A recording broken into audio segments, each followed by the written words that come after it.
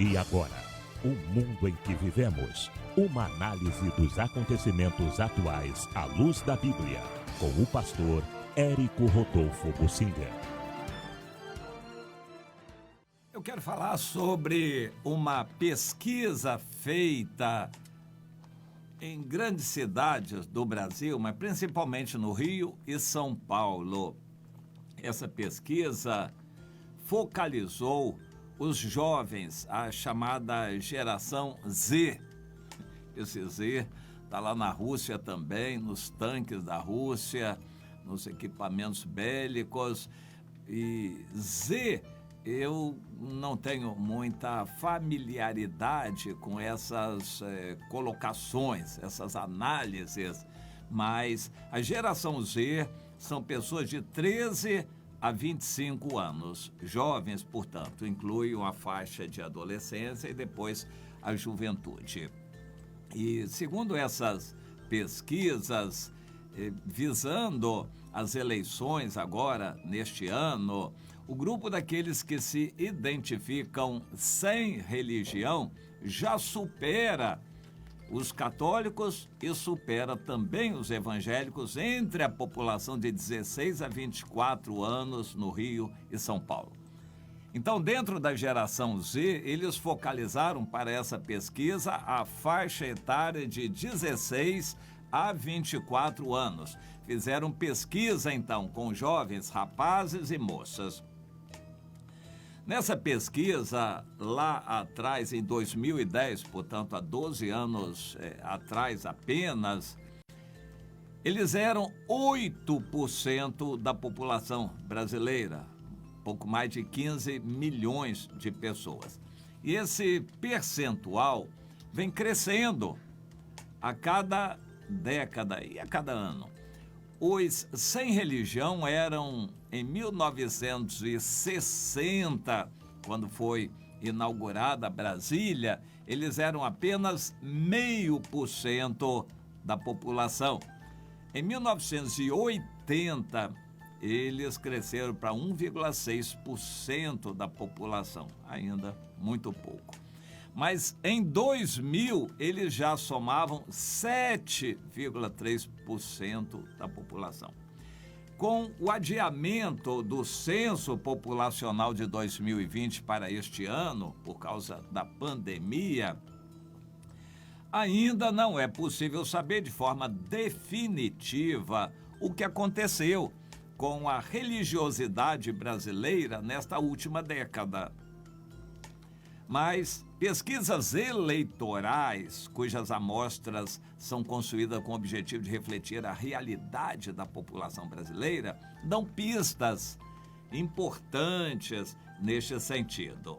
As primeiras pesquisas, por exemplo, mostram que em nível nacional, 49% dos entrevistados se dizem católicos, portanto, um pouco menos da metade. A população católica está diminuindo muito rapidamente no Brasil. Então, segundo essa pesquisa, menos da metade de toda a população brasileira se diz católica, 49%. Já os evangélicos são 26%, pouco mais da quarta parte. E 14% são sem religião. 14% de toda a população brasileira em nossos dias, neste ano, se dizem sem religião. Acima, bastante, dos 8% verificados no último censo, em 2010. 8% naquela época. Hoje já são 14% de toda a população. Aproximadamente 1 em cada 7 pessoas se diz sem religião no Brasil. Isto de um modo geral. Quando se pega a faixa etária dos jovens de 16 a 24 anos, o percentual dos jovens sem religião chega a 25%. Ou seja, a quarta parte dos jovens de 16 a 24 anos se diz sem religião. Bem, nessas pesquisas eles focalizaram então o Rio e São Paulo. Em São Paulo, a percentagem dos jovens de 16 a 24 anos que se dizem sem religião chega a 30% dos entrevistados, ou seja, quase a terça parte dos jovens em São Paulo se diz sem religião. E eles estão acima dos que se dizem evangélicos, que são 27%. Acima dos católicos, que são 24%. Ou seja, em São Paulo, entre jovens, os evangélicos já passaram os católicos, segundo as pesquisas. E as outras religiões todas totalizam 19%. Então, este é o quadro. Em São Paulo, 30% dos jovens se diz sem religião. 27% dos jovens se dizem evangélicos e apenas 24% dos jovens se dizem católicos. Ou seja, o catolicismo está mais fraco entre os jovens do que os evangélicos, mas ambos mais fracos do que o mundo, os sem religião. No Rio de Janeiro, então a pesquisa focalizou São Paulo e Rio de Janeiro. Entre os jovens no Rio de Janeiro, de 16 a 24 anos de idade, os sem religião chegam a 34%, ou seja, já passaram da terça parte. Eu imaginava o contrário, mas a pesquisa mostrou que no Rio de Janeiro há mais jovens sem religião do que em São Paulo.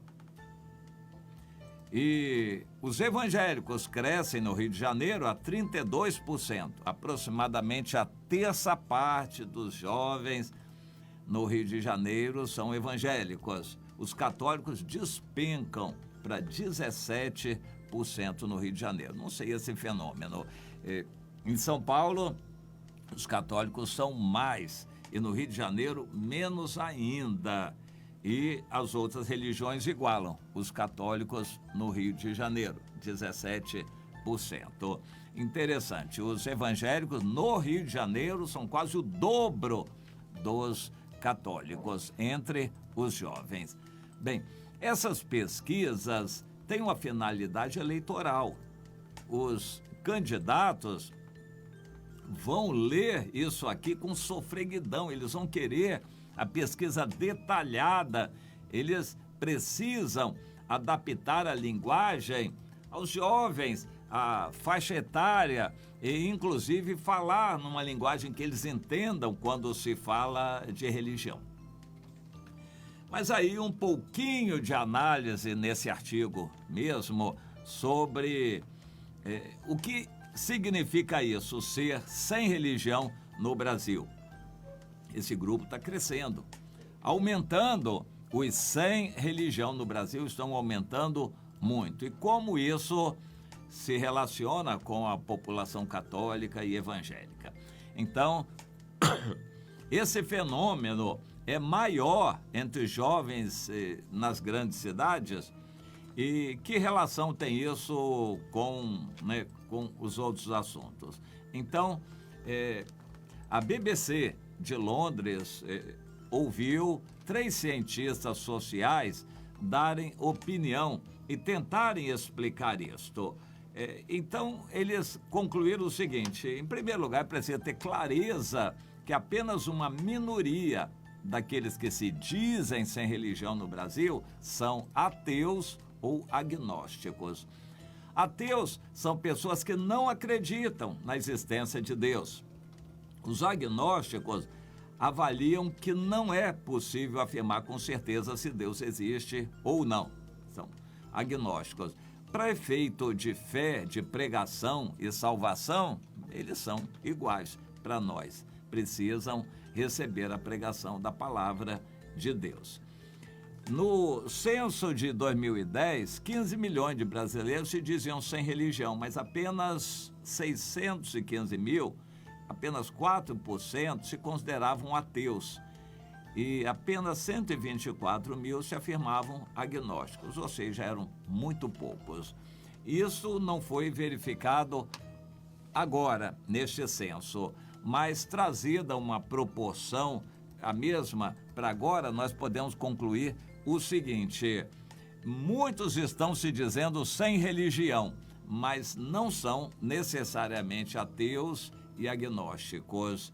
A maior parcela dos sem religião tem a ver com uma, olha que interessante, desinstitucionalização, o que quer dizer que o sujeito está afastado das instituições religiosas. Mas ele pode ter uma visão de mundo e até práticas pessoais com bases religiosas. No fundo, ele crê em Deus, mas não está ligado à igreja. Claro que isso é tremendo para dizer que as igrejas estão falindo. As igrejas, no formato que a gente conhece, com templos e reuniões, isso aí está destinado ao fracasso. Há muitos assuntos, intempéries e convulsões sociais e criminalidade, pandemia, que afetam diretamente esse sistema de religião baseado em templos e reuniões. A vida cristã tem que mudar. Células, contatos pessoais, formação de grupos, oração em grupos e liderança espiritual, um relacionamento pessoal. A vida comunitária tem que se sobrepor. Esse formato de igreja, um templo, com aquele formato de bancos e pessoas sentadas ali nos bancos e alguém lá na frente dirigindo um show de apresentação, isso aí está caindo cada vez mais. Os jovens estão se desinteressando por igreja desse jeito.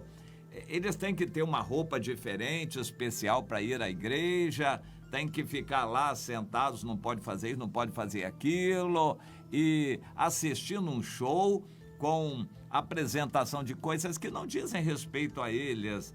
Os assuntos deles, os problemas deles não são abordados lá. O show é para agradar, para demonstrar certas coisas. Então, as igrejas, nesse formato de templos e reuniões, estão cada vez mais distantes dos jovens. Os jovens estão cada vez mais longe disso. Não é que eles queiram ficar longe de Deus. Isso significa o seguinte: os jovens não vão à igreja. E não está errado, não.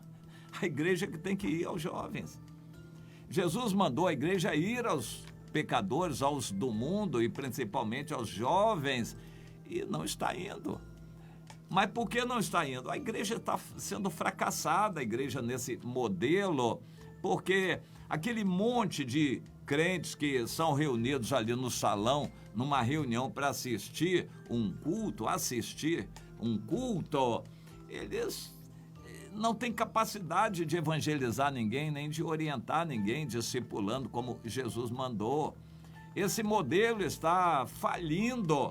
Os crentes que assistem a reunião estão ali por desespero, estão ali precisando de ajuda, eles estão assistindo para tentar receber alguma coisa. Eles não têm condição nenhuma de evangelizar ninguém, de discipular ninguém, de ensinar a Bíblia para ninguém. Esse modelo de templo sofisticado, enfeitado, embelezado, com aqueles bancos, aquele formato e alguém lá na frente dirigindo reunião, isso aí é um modelo falido. Os jovens não vão a essa igreja. Os jovens estão cada vez mais longe dessas igrejas. Mas, eu repito, não está errado, não.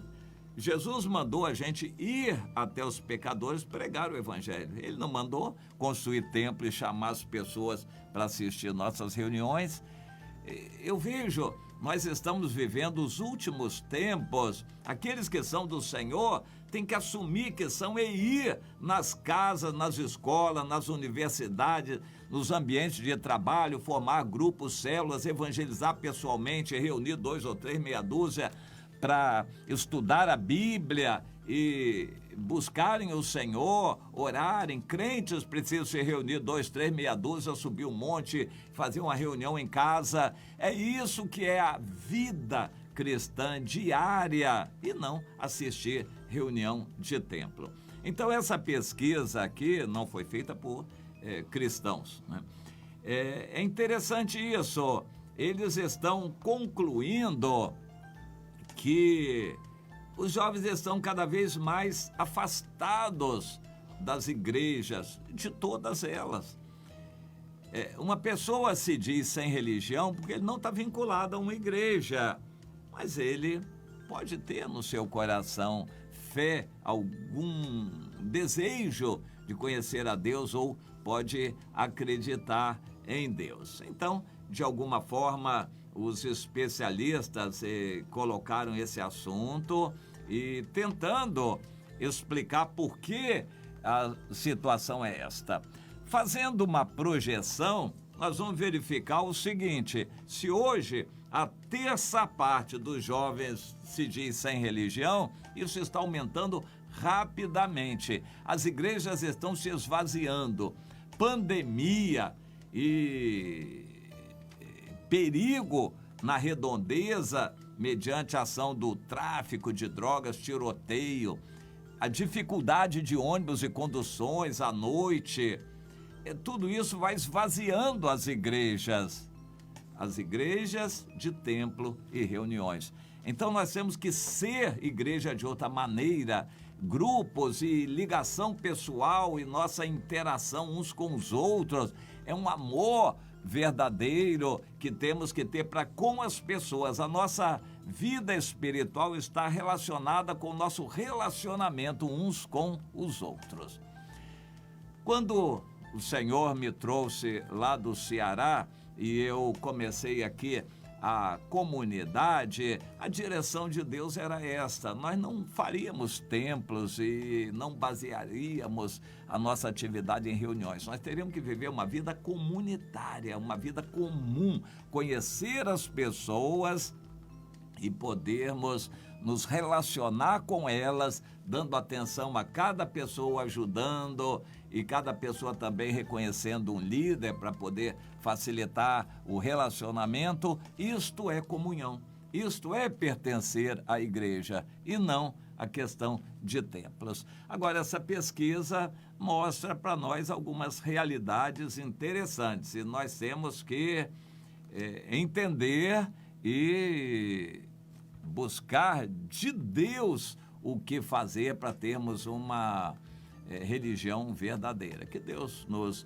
ajude e possamos caminhar nessa direção. Eu me alegro nisso, em lembrar que quando começamos a comunidade era eu e a família, e Deus me dirigiu nessa direção, nesse caminho para poder fazer discípulos e cuidar de pessoas. Depois a comunidade foi se espalhando e Deus sabe se vai continuar se espalhando e crescendo, isso é de Deus. Mas o nosso chamado é para fazer diferença e ser exemplo para outros nessa direção que é do agrado do Senhor. Entenda isto.